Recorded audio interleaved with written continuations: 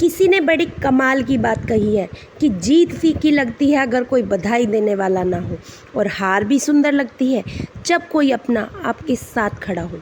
दोस्तों, मैं हूँ सपना गोयल। एक छोटी सी कहानी आपके लिए। ये कहानी एक राज्य के राजा की और उसके बुद्धिमान मंत्री की, जिसको उसने सौदे करने का काम दे रखा था।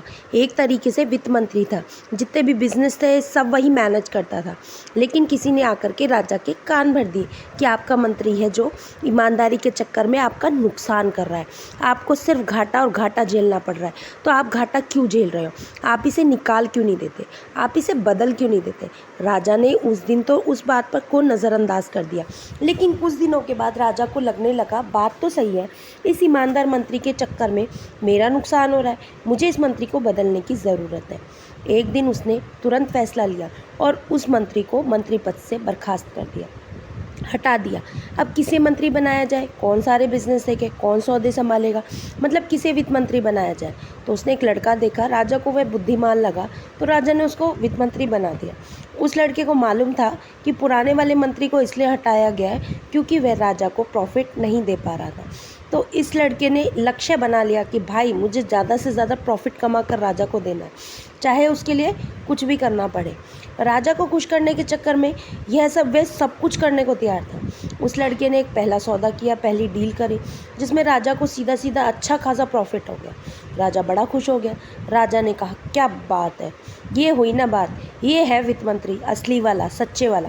उसे इनाम भी दे दिया। उस लड़के को लगा क्या बात है, पहली डील में इतना बड़ा इनाम मिल गया, मुझे और ऐसी डील करानी होगी। एक बार उस राज्य में एक घोड़े का व्यापारी आया। बहुत बड़ा घोड़ों का व्यापारी था, उसके पास तकरीबन 1000 घोड़े थे।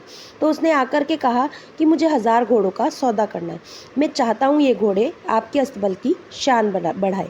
उस दिन वह मंत्री भी वहीं था, नया वाला, और राजा भी वहीं था। तो उस नए मंत्री को लगा कि भाई राजा साहब के सामने अपनी बुद्धिमानी दिखाने का बहुत बड़ा अच्छा मौका है, चलो आज वो दिखाई जाए।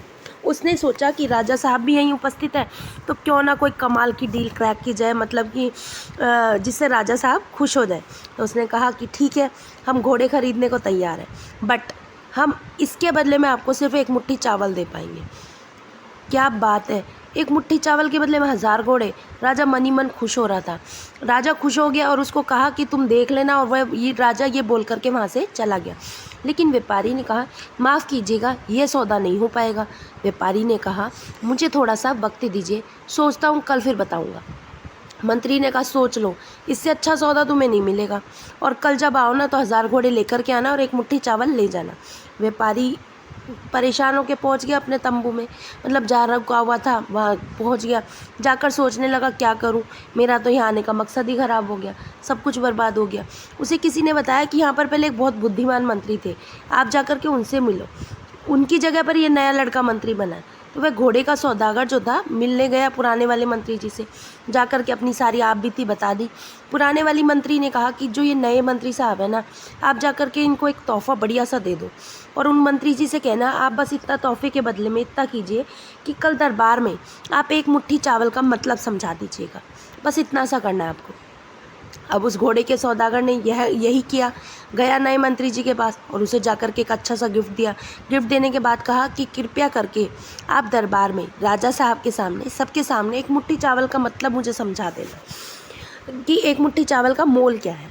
अगले दिन दरबार लगा, पुराना मंत्री भी पहुंचा, सारे लोग पहुंचे, भरे दरबार में ये घोड़े का सौदागर भी पहुंचा, और उसने कहा, राजा साहब माफ़ कीजिएगा, सौदा तो नहीं बन पाएगा, मैं अपने देश वापस जा रहा हूँ।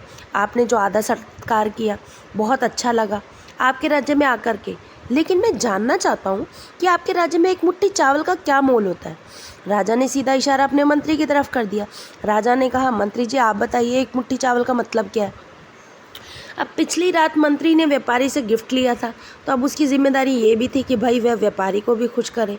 राजा साहब को तो उसने खुश कर ही रखा था। तो मंत्री बोला, राजा साहब और दरबार में उपस्थित सभी आदरणीय लोग और व्यापारी जी, आप भी सुनिए, हमारे राज्य में एक मुट्ठी चावल का मतलब क्या होता है। हमारे राज्य में एक मुट्ठी चावल का मतलब है पूरा राज्य, ये सारे महल, ये सारी हवेलियाँ, ये सब एक मुट्ठी चावल हमारे राज्य के बराबर है, एक मुट्ठी चावल।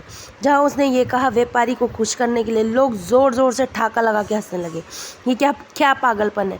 और एक ने तो बोल भी दिया, राजा साहब ये किस मूर्ख को आपने मंत्री बना लिया, जिस राज्य को हम अनमोल मानते हैं उस राज्य की कीमत इसने एक मुट्ठी चावल बना दी। राजा को अपनी गलती का एहसास हुआ। उसने तुरंत उस लड़के को मंत्री पद से हटाया, पुराने वाले को फिर से मंत्री बनाया।